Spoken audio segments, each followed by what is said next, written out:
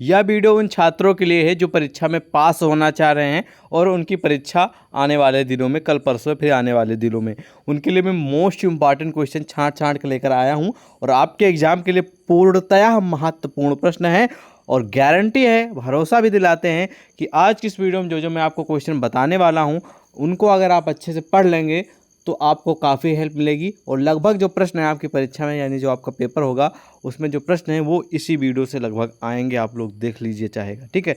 तो चलिए वीडियो को शुरू करते हैं और सारे प्रश्नों का आप लोग उत्तर तैयार करके जरूर जाइएगा।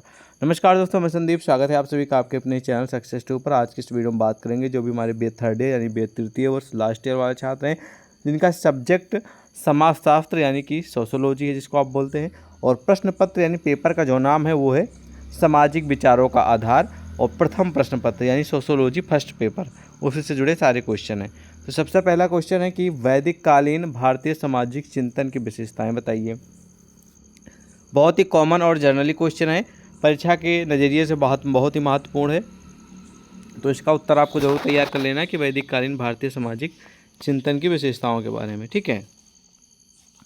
इसके बारे में अगर हम आपको थोड़ा बताना चाहें तो सामाजिक चिंतन की विशेषताएं, तो इसमें आप लोग लिख सकते हैं कि निम्न विशेषताएं हैं। आप लोग ऐसे लिखेंगे कि निम्न विशेषताएं हैं। नंबर 1 पे आप लोग लिखेंगे कि उन्नत सामाजिक व्यवस्था। नंबर 2 आप लिख सकते हैं आवश्यक जीवन मूल्यों का गहन चिंतन है। और नंबर 3 पे आप लिख सकते हैं कि अध्यात्म, ठीक है, अध्यात्मवाद पर विशेष बल। और भी बहुत सारे हैं लेकिन ये अति लघु उत्तरीय में अगर आया तो आप इतना लिख देंगे तब भी आपको पूरे नंबर मिल जाएंगे। और जो मैं क्वेश्चन बताने वाला हूँ इन सभी का उत्तर आप डिटेल में तैयार करेंगे, यानी कि लॉन्ग में।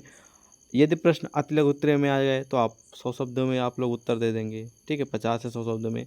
लघु उत्तरीय में आ गया तो ये आप लोगों को 150-200 शब्दों में उत्तर देना होगा। यही अगर आपके दीर्घ उत्तरीय में आए तो करीब करीब आपको 4 से 5 शब्दों में उत्तर देना होगा। तो इसलिए मैं आपको बता रहा हूँ जिस भी क्वेश्चन का उत्तर पढ़ेंगे डिटेल में पढ़ेंगे, जिससे आप लोगों को फ़ायदा रहे कि चाहे जो क्वेश्चन आए आप अच्छे से उत्तर दे पाएंगे। नेक्स्ट क्वेश्चन है कि वर्ण व्यवस्था। बहुत ही कॉमन और जनरली प्रश्न है एग्जाम के लिए, हमेशा परीक्षा में आता है। वर्ण व्यवस्था से जुड़े कई सारे प्रश्न देखने को मिलते हैं, तो इसका उत्तर आपको जरूर तैयार कर लेना है, ठीक है। वर्ण व्यवस्था किसे कहते हैं, ठीक है। वर्ण व्यवस्था की मैं आपको थोड़ा बताना चाहूँगा कि जो वर्ण व्यवस्था है वो एक ठीक है, बृहद व्यवस्था है। क्या है? एक बृहद व्यवस्था है जिसमें संपूर्ण समाज को कार्यात्मक रूप से 4 बड़े समूहों में विभाजित किया गया था। कितने में? 4 बड़े समूह में विभाजित किया गया था, ठीक है। जिसमें से आप लोग एक प्रकार से समझ सकते हैं कि 4 वर्ण जो थे वो पहला था ब्राह्मण, दूसरा था क्षत्रिय, तीसरा था वैश्य और चौथा था आपका शूद्र, ठीक है। तो कुछ इसमें डिवाइड किया गया था। इन सभी वर्णों के अलग अलग धर्म निर्धारित किए गए थे। तो आप इतना भी लिख देंगे तब भी आपको पूरे नंबर मिल जाएंगे। अति लघु उत्तरीय में आए तो, दीर्घ उत्तरीय में आए तो आपको और भी लंबे में लिखना पड़ेगा, या फिर लघु उत्तरीय में आएगा तब भी आपको ज़्यादा शब्दों में लिखना पड़ेगा। और इन सभी जो प्रश्न मैं आपको दिया हूँ इन सभी का उत्तर आपको क्वेश्चन बैंक में मिल जाएगा। आपने खरीदी है तो इंटरनेट यानी गूगल बाबा, वहाँ गूगल से सर्च कर सकते हैं, ठीक है, या फिर बुक है तो उसमें सर्च कर सकते हैं, ठीक है। सारे आप लोगों के पास ऑप्शन हैं। नेक्स्ट क्वेश्चन है कि प्रत्यक्षवाद क्या है। भाई प्रत्यक्षवाद के बारे में जानते हैं। तो सबसे पहले प्रत्यक्षवाद का मतलब समझिए कि प्रत्यक्षवाद का मतलब होता है या फिर अभिप्राय होता है वैज्ञानिक है, ठीक है। प्रत्यक्षवाद का अभिप्राय वैज्ञानिक है। इसका अभिप्राय यह है कि प्रत्यक्षवाद और विज्ञान का एक ही अर्थ है, अतः जो वैज्ञानिक है वही प्रत्यक्षवादी भी है, ठीक है। क्या है? जो वैज्ञानिक है या फिर विद्वान है वही प्रत्यक्षवादी भी है। और एक प्रोफेसर काम्ट हैं, समाजशास्त्री हैं, विद्वान हैं, ठीक है। इन्होंने कहा है कि यदि हमें प्रकृति और ब्रह्मांड की घटना जो होती हैं यानी कि दुनिया भर की, अगर उनको समझना है तो उसकी व्याख्या धार्मिक, तात्विक व अलौकिक आधार पर नहीं अपितु वैज्ञानिक विधि के आधार पर करनी होगी। यानी किसी भी घटना को समझना है या फिर ब्रह्मांड में किसी प्रकार की जो घटना होती है उसको व्याख्या धार्मिक जो प्रक्रिया होती है उसके हिसाब से नहीं बल्कि वैज्ञानिक विधि के आधार पर समझनी होगी, तब उसके बारे में आपको जानकारी होगी अच्छे से, ठीक है। और प्रत्यक्षवाद का संबंध घटनाओं के निरीक्षण, उनके विश्लेषण तथा उनके पारस्परिक संबंधों को नियमित करने वाले नियमों की खोज करने से है। तो इस प्रकार आप कुछ इसका उत्तर लिखेंगे। बहुत ही जनरली कॉमन क्वेश्चन है एग्जाम के लिए, तो तैयार कर लीजिएगा इसका उत्तर। नेक्स्ट क्वेश्चन है कि उद् विकास किसे कहते हैं। तो उद् विकास के बारे में जान लेते हैं थोड़ा। तो उद् विकास के बारे में एक बहुत ही पॉपुलर और बहुत ही फेमस समाजशास्त्री हैं, विद्वान हैं, विद्वान विदेशी हैं, ठीक है, विद्वान हैं, जिनका नाम है, ठीक है, स्पेंसर। क्या है, हम यहाँ पर लिख दे रहे हैं, आप लोग समझ लीजिएगा, ठीक है, ध्यान से सुनिएगा, स्पेंसर। उसके बाद आप इसमें लिखेंगे स्पेंसर के अनुसार इन्होंने डार्विन के उद्विकासीय सिद्धांतों को समाज पर लागू किया।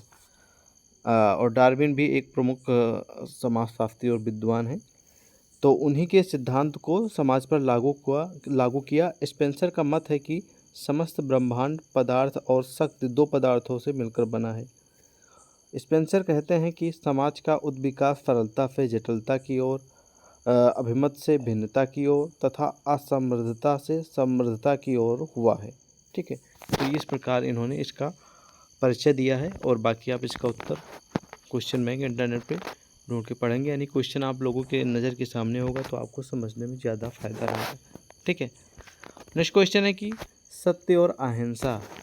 सत्य और अहिंसा ये जनरली कॉमन और इम्पॉर्टेंट क्वेश्चन, क्योंकि ये आप लोग जानते हैं कि गांधी जी से जुड़ा है, महात्मा गांधी जी से जुड़ा है। और सत्य और अहिंसा ये लगभग पॉलिटिकल साइंस में भी इसका टॉपिक है, उसमें भी आता है और समाजशास्त्र में भी आता है। तो चलिए सत्य और अहिंसा के बारे में जान लेते हैं। सत्य और अहिंसा गांधी जी के आदर्श सिद्धांत थे। क्या थे? आदर्श सिद्धांत थे। गांधी जी मानते हैं कि सत्य को सामान्य जीवन से प्राप्त किया जा सकता है। दैनिक जीवन में सत्य सापेक्ष है, जिसमें निरपेक्ष सत्य की प्राप्ति की जा सकती है। निरपेक्ष सत्य सर्वोदय में है, अर्थात सभी व्यक्तियों को अधिकतम सुख का सिद्धांत ही सापेक्ष है। गांधी जी ने अहिंसा को सत्य से संबंधित माना है। किससे? सत्य से संबंधित माना है। गांधी जी ने कहा है कि अहिंसा का अर्थ बुरा काम करने वाले के समक्ष घुटने टेक देना नहीं, बल्कि अत्याचारी के विरुद्ध अपनी समूची आत्मा पर बल लगा देना है। तो आपको कुछ इस प्रकार इसका उत्तर लिखना होगा। नेक्स्ट क्वेश्चन है आत्महत्या से जुड़ा, बहुत ही कॉमन क्वेश्चन है, ये भी आपकी परीक्षा के लिए महत्वपूर्ण है, इसको भी तैयार कर लीजिएगा। और नेक्स्ट क्वेश्चन आप लोगों को समझते हैं कि फ्रांसीसी क्रांति की सामाजिक, आर्थिक एवं धार्मिक पृष्ठभूमि की अवधारणा की व्याख्या कीजिए। फ्रांसीसी क्रांति को लेकर सामाजिक, साथ में आर्थिक, ठीक है, क्या आर्थिक, और एक बात और ध्यान देने वाली है, धार्मिक, इन तीनों टॉपिक पे आपको तैयार कर लेना है। जो फ्रांसीसी क्रांति हुई थी, ठीक है, उसमें सामाजिक, आर्थिक और धार्मिक, इनसे जुड़ा क्वेश्चन फंसेगा, पक्का चांस उम्मीद पूरी जताई जा रही है, तो तैयार कर लीजिएगा। और नेक्स्ट क्वेश्चन फ्रांसीसी क्रांति से जुड़ा है। इसमें कहा जा रहा है कि परिणामों का संक्षिप्त वर्णन कीजिए। जो फ्रांसीसी क्रांति हुई थी उसके परिणाम, उसके रिजल्ट क्या निकले थे, उसके बारे में आपको एक्सप्लेन करके लिखना है, ठीक है, महत्वपूर्ण प्रश्न है। और साथ साथ में आपको एक और क्वेश्चन दिखेगा कि औद्योगिक क्रांति की अवधारणा, ठीक है, फ्रांसीसी क्रांति और औद्योगिक क्रांति दोनों अलग अलग क्वेश्चन है और दोनों महत्वपूर्ण है एग्जाम के नज़रिए से, ठीक है। और नेक्स्ट क्वेश्चन है कि इंग्लैंड में औद्योगिक क्रांति के प्रमुख कारण क्या होता है। इंग्लैंड में जो औद्योगिक क्रांति हुई थी उसकी क्या कारण थे, किस वजह से हुई थी, उसके प्रमुख कारण आपको बताना है। महत्वपूर्ण प्रश्न ये भी है, ठीक है।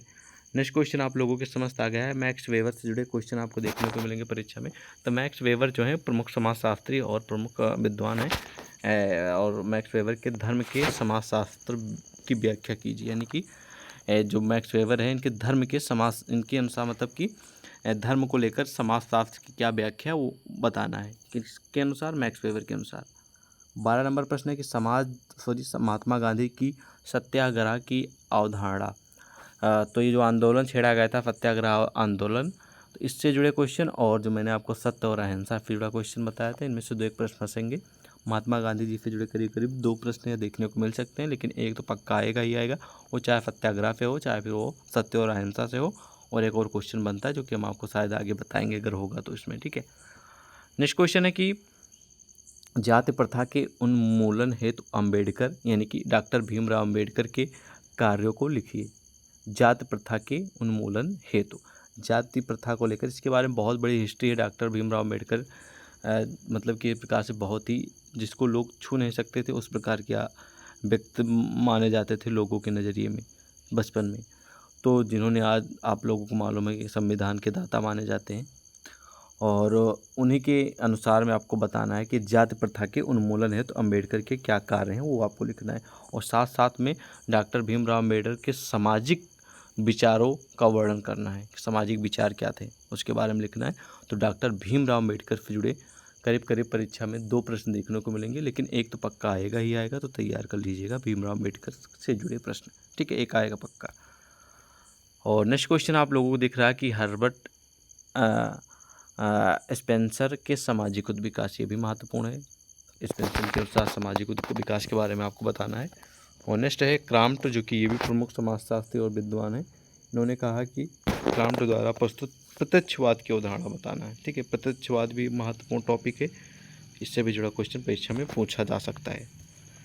और नेक्स्ट क्वेश्चन है कि कार्ल मार्क्स, ये भी एक प्रमुख विद्वान और प्रमुख समाजशास्त्री हैं। तो इनके अनुसार ऐतिहासिक भौतिकवाद के सिद्धांत बताना है, ठीक है। अगला प्रश्न जो है बहुत ही महत्वपूर्ण, जो कि परीक्षा में 100% आएगा, आपके 10 से 12 नंबर पक्के होने वाले हैं। अब इस क्वेश्चन से इसको ध्यान से पढ़ लीजिएगा, ठीक है। आश्रम व्यवस्था किसे कहते हैं, इसके समाजशास्त्रीय महत्व की विवेचना कीजिए। पक्का प्रश्न आएगा परीक्षा में, तैयार कर लीजिएगा। और ये भी जो प्रश्न मैं आपको बताने जा रहा हूँ, ये दुर्खिम की आत्महत्या के सिद्धांत, ये हमेशा परीक्षा में आता है। जब भी मैंने देखा भी है थर्ड ईयर में थर्ड पेपर में ये प्रश्न आता ही आता है, ठीक है। तो दुर्खिम के आत्महत्या के जो सिद्धांत उनके बारे में आपको लिखना है, और इस सिद्धांत के आलोचनात्मक व्याख्या करना है, यानी कि डिटेल में लिखना है कुल मिला के इस प्रश्न का उत्तर। और आश्रम व्यवस्था आपने ऊपर बताया ही, और आश्रम व्यवस्था के जो कुछ मतलब कि प्रकार से डिवाइड किए गए हैं, कुछ प्रकार हैं, ठीक है। उनमें से 19 नंबर क्वेश्चन है गृहस्थाश्रम, एक हो गया। दूसरा हो गया ब्रह्मचर्य आश्रम। तीसरा हो गया वानप्रस्थ आश्रम। और चौथा होगा संन्यास आश्रम। आश्रम और ये जो इनके पार्ट हैं, यानी कि इनके प्रकार हैं, ये आपकी परीक्षा में आएगा 100% श्योर है। तो ये पूरा का पूरा जो पैकेज है आश्रम व्यवस्था का, आश्रम व्यवस्था किसे कहते हैं, और आश्रम व्यवस्था में इसके अंतर्गत मतलब इसके प्रकार आ जाते हैं गृहस्थाश्रम, ब्रह्मचर्य आश्रम, वानप्रस्थ आश्रम, संन्यास आश्रम, इनके बारे में आपको तैयार कर लेना है। प्रश्न पक्का आएगा, 10 से 12 नंबर आपके पक्के हो जाएंगे, तैयार कर लीजिएगा इसका उत्तर। एक और क्वेश्चन है जो कि आ जाता है परीक्षा में, 1789 की फ्रांसीसी क्रांति के मुख्य लक्षण बताइए, ठीक है, ये भी महत्वपूर्ण है। तो इस वीडियो में जो करीब करीब हमने 20 क्वेश्चन इंक्लूड किए हैं, और 20 क्वेश्चन में से करीब करीब 14 से 15 क्वेश्चन मोस्ट ही इम्पॉर्टेंट है आपकी परीक्षा के लिए। यदि इन सभी प्रश्नों का उत्तर तैयार कर लेते हैं जो मैं आपको बताता हूँ, तो आपके पूरे के पूरे नंबर पक्के हो जाएंगे। कहने का मतलब ये है कि आपका 100 नंबर का पेपर होता तो करीब आपके 60 से 70 नंबर के जो प्रश्न हैं वो इसी वीडियो से आने वाले हैं 100% श्योर के साथ। और बाकी के जो 30% है, 40% रह जा रहे हैं, तो आप अपने क्वेश्चन बैंक इंटरनेट से या फिर अन्य माध्यम से तैयारी कर लीजिएगा। और फिलहाल आज की इस वीडियो में इतना ही, मिलते हैं एक और नए वीडियो में, जब तक के लिए जय हिंद।